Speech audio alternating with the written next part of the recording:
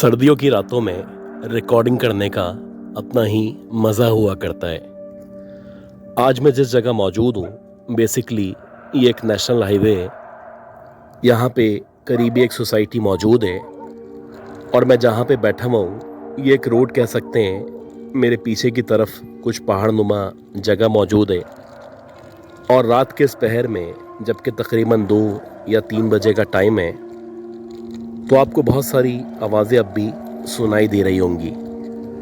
अगर आज थोड़ा सा वॉइस क्वालिटी में फ़र्क हो तो मैं एडवांस में आपसे माजरत करता हूँ। ये जो जगह है इस जगह का नाम मैं आपको किसी वजह की बिना पे डिस्क्लोज़ नहीं कर सकता,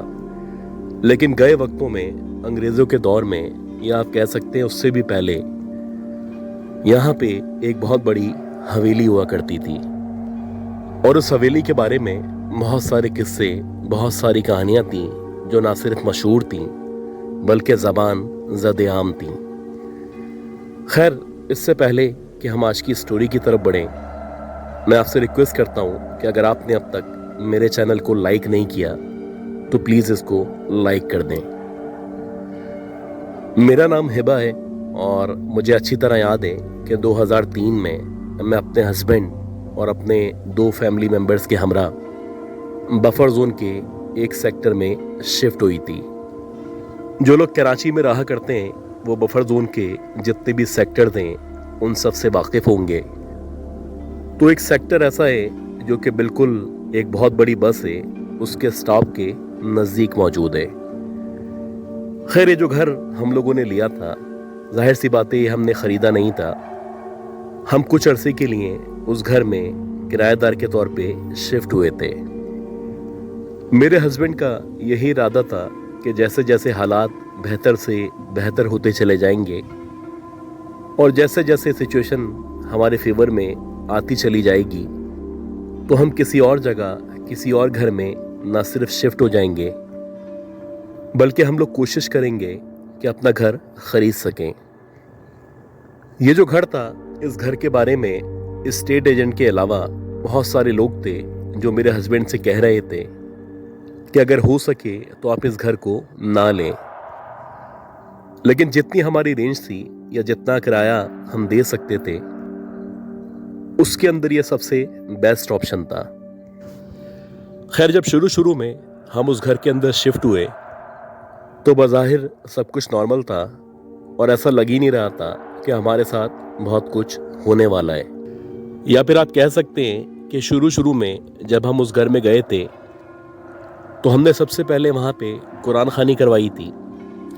और ख़ास तौर पे जो मेरी मदर थी या जो मेरे मैके वाले थे वो मेरे साथ वहाँ पे 2-3 दिन तक रुके हुए थे।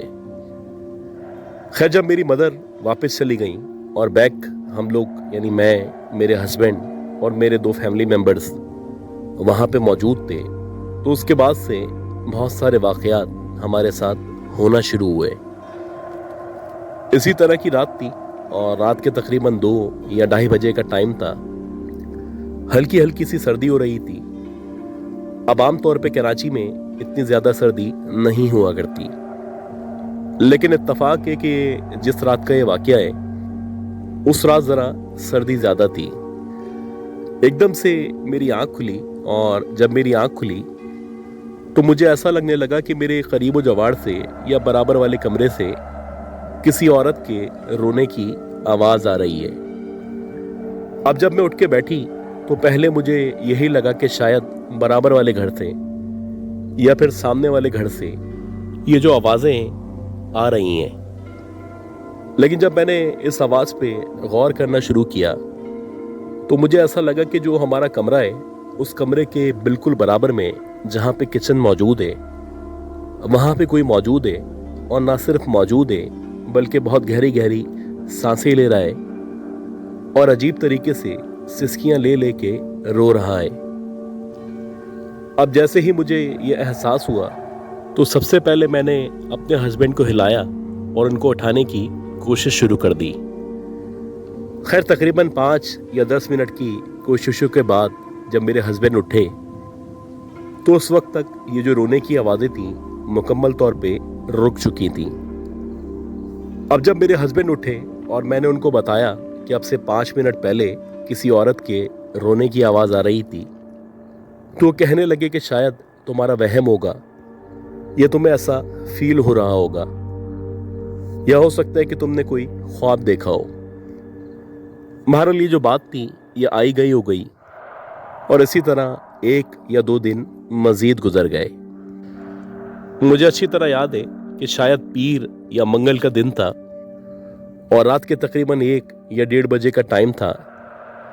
इत्तफाक से जो मेरे हस्बैंड थे वो किसी काम से बाहर गए हुए थे।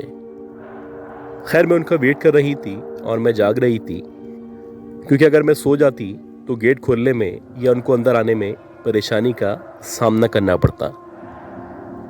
मैं इस दौरानिए में मोबाइल यूज़ कर रही थी या जो भी टीवी वगैरह देख रही थी कि एकदम से मुझे दोबारा से किसी औरत के रोने की और सिसकियाँ लेने की आवाज़ सुनाई दी। अब जैसे ही मुझे किसी औरत के रोने की या सिसकियाँ लेने की आवाज़ सुनाई दी,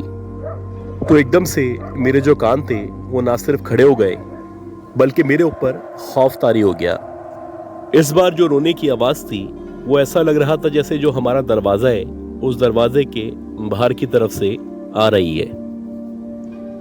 मुसलसल ये जो आवाज़ थी ये बढ़ती चली जा रही थी,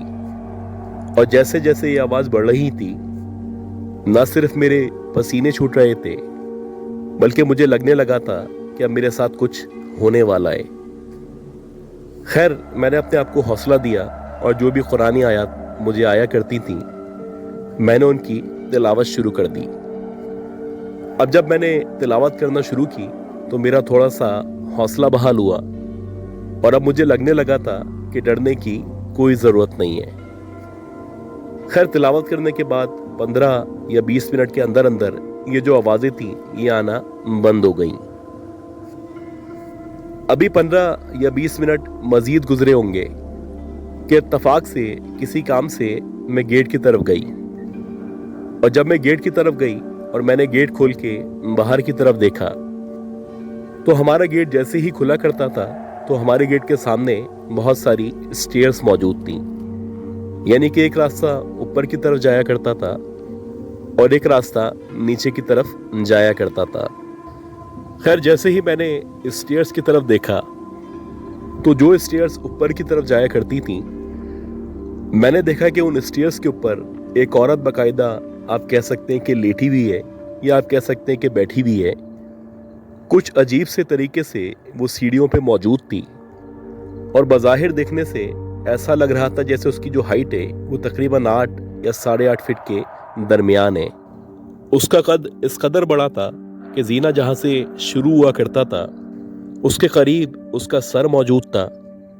और जहाँ पे जीना ख़त्म हुआ करता था यानी कि तकरीबन 12 या 14 सीढ़ियों के बाद वहाँ तक उसके पाँव फैले हुए थे। उसने सफ़ेद कलर का लिबास पहन रखा था और उसके जो बाल थे वो इस कदर बड़े बाल थे कि ऐसा लग रहा था कि पूरे जीने पे या पूरी सीढ़ियों पे ना सिर्फ फैले हुए हैं बल्कि मेरे खौफ में इजाफा करने के लिए काफ़ी हैं। इसके साथ साथ उसका जो चेहरा था ऐसा लग रहा था जैसे झुलसा हुआ या जला हुआ चेहरा है, जबकि उसके जो पाँव थे ऐसा लग रहा था कि उसके पाँव में बहुत ज़्यादा ज़ख्म मौजूद हैं। वो अपने मुंह से कुछ अजीब तरीके की आवाज़ें निकाल रही थी और ऐसा लग रहा था जैसे वो सिसकियाँ ले लेके रो रही है। अब जैसे ही मैंने अपने सामने इस खौफनाक मंजर को देखा तो मैंने फौरन से दरवाज़ा बंद किया और दरवाज़ा बंद करते ही भागती हुई जैसे तैसे वापस कमरे में आ गई। मैं इस कदर खौफजदा थी कि मैंने अंदर जो कमरे का दरवाज़ा था उसको भी बंद कर लिया था, और जितनी भी कुरानी आयत मुझे आया करती थी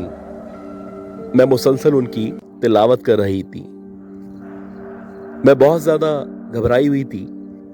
और मुसलसल वेट कर रही थी कि कब मेरे हस्बैंड वापस आएं और मैं उनको इस बारे में बता सकूं।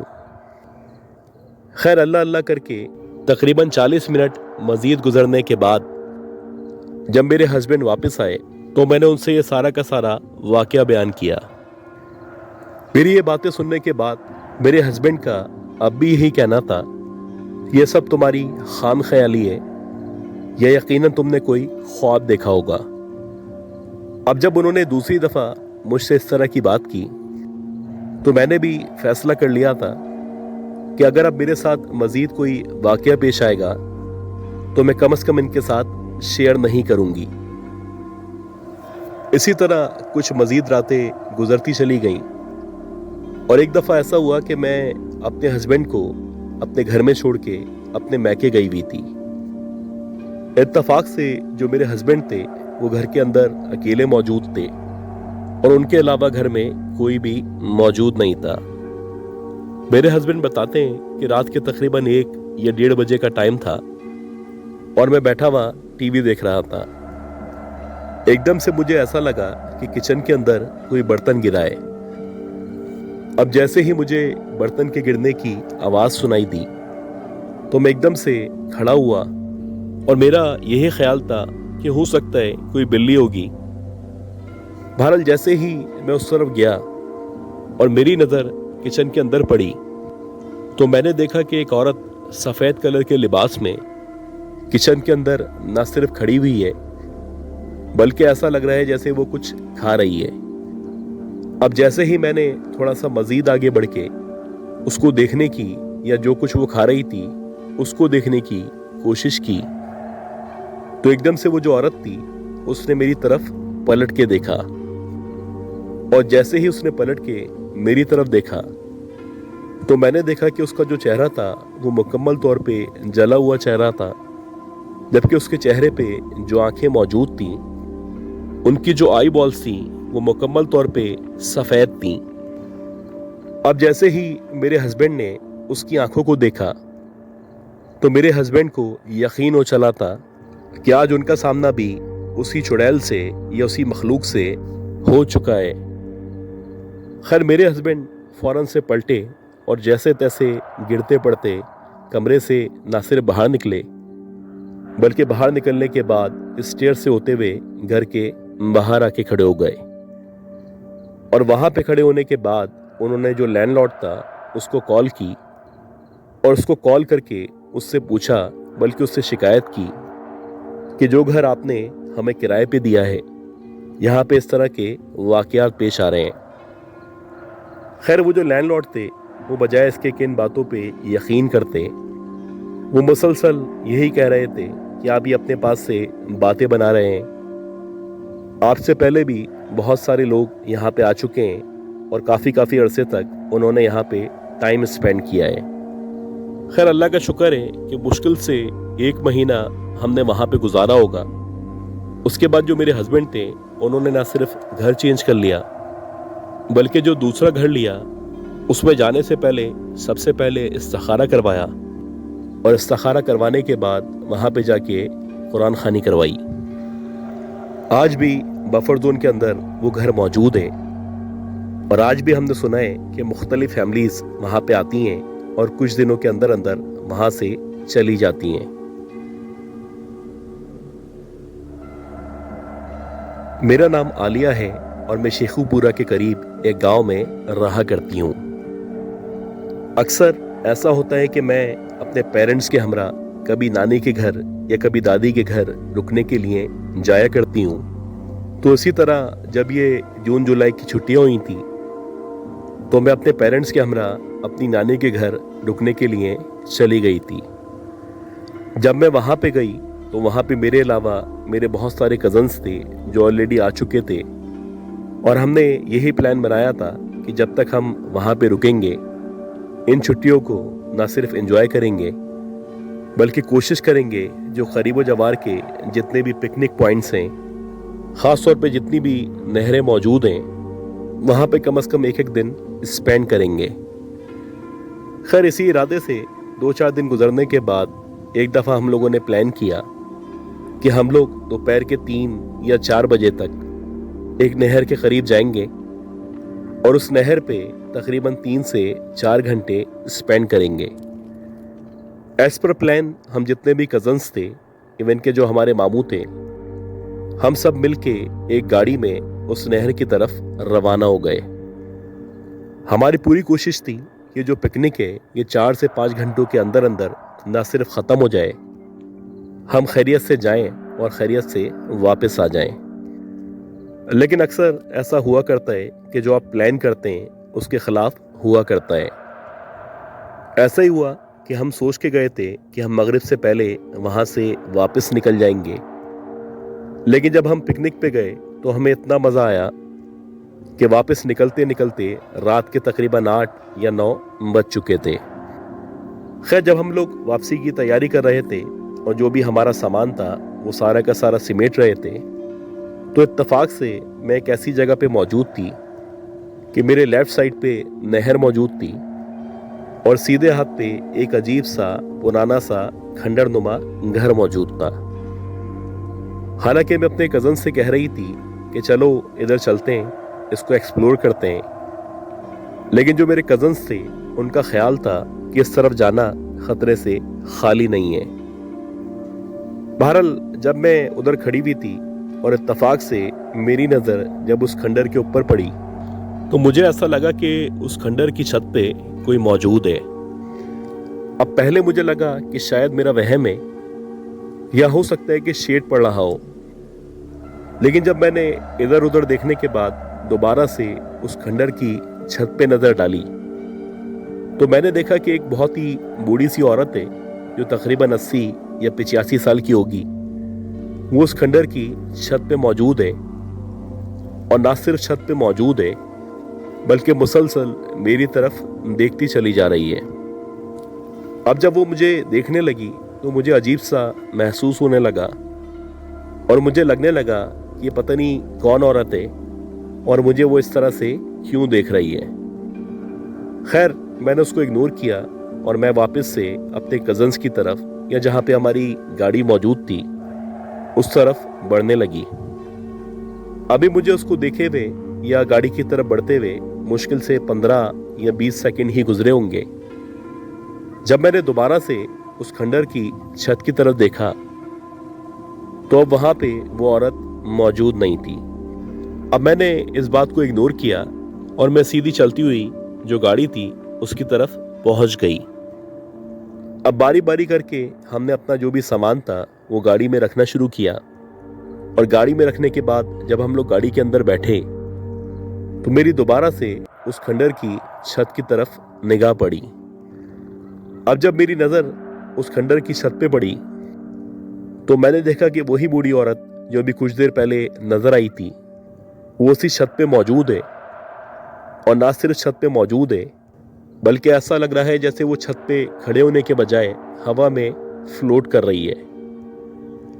अब मुझे ऐसा लगा कि शायद मेरा वहम है या मैं बहुत ज़्यादा सोच रही हूँ, लेकिन वाकई में ऐसा ही था कि मेरे देखते ही देखते वो जो बूढ़ी औरत थी वो एकदम से उस खंडर की छत से उड़ती हुई ऐसा लगने लगा जैसे हमारी तरफ बढ़ती चली आ रही है। जैसे जैसे वो बढ़ती हुई या उड़ती हुई हमारी तरफ आ रही थी तो ऐसा लग रहा था जैसे मेरी आवाज़ गुम हो चुकी है और मैं चाहने के बावजूद भी न कुछ बोल पा रही हूँ, न अपने कज़न्स को या अपने मामू को कुछ बता पा रही हूँ। बस जैसे जैसे वो उड़ती हुई मेरी तरफ बढ़ती चली जा रही है वैसे वैसे मुझे लग रहा है जैसे कि मेरा टाइम करीब आ चुका है। वो जो बूढ़ी औरत थी उसका हवा में उड़ना या उसका हवा में उड़ते हुए मेरी तरफ आना और मेरे इस कदर करीब आ जाना कि मेरे और उसके दरमियान मुश्किल से 8 या 10 फीट का फासला होगा, ये किसी भी तौर पे नाकाबिले यकीन था। लेकिन बहरहाल जो कुछ मैं देख रही थी या जो कुछ मेरी आंखों के सामने मौजूद था ये सरासर हकीकत था और वाकई में वो जो बूढ़ी औरत थी न सिर्फ वो उड़ती हुई मेरी तरफ आई थी बल्कि ऐसा लग रहा था कि वो मुझे लेने के लिए ही नीचे आ रही है। बहरहाल जैसे जैसे वो बिल्कुल मेरे करीब पहुंची तो उसके बाद मुझे कुछ याद नहीं है।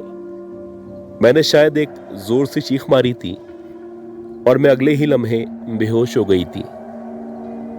खैर, जब मेरी आंख खुली तो मैं अस्पताल के अंदर मौजूद थी और जितने भी ये लोग मेरे साथ पिकनिक पे मौजूद थे ये सारे के सारे मुझे लेके अस्पताल आए हुए थे। कुछ देर बाद जब मेरे औसान बहाल हुए और मैं बोलने और बताने के काबिल हुई तो मैंने अपने जो भी अजीज़ व क़रीब थे, ख़ास तौर पे जो मेरे मामू थे, उनको बताया कि मैंने ऐसे ऐसे उस खंडर के ऊपर से एक औरत को उड़ते हुए अपनी तरफ आते हुए देखा था। ये सुनने के बाद जो मेरे मामू थे वो कहने लगे कि ये जो एरिया है, ख़ास तौर पे वो जो खंडर है, उस खंडर के बारे में कहा जाता है कि वहाँ पे इस तरह की मखलूक़ात अक्सर लोगों को नज़र आया करती हैं। मैं आज भी अल्लाह का शुक्र अदा करती हूँ कि मैं उस दिन उस औरत से महफूज रही।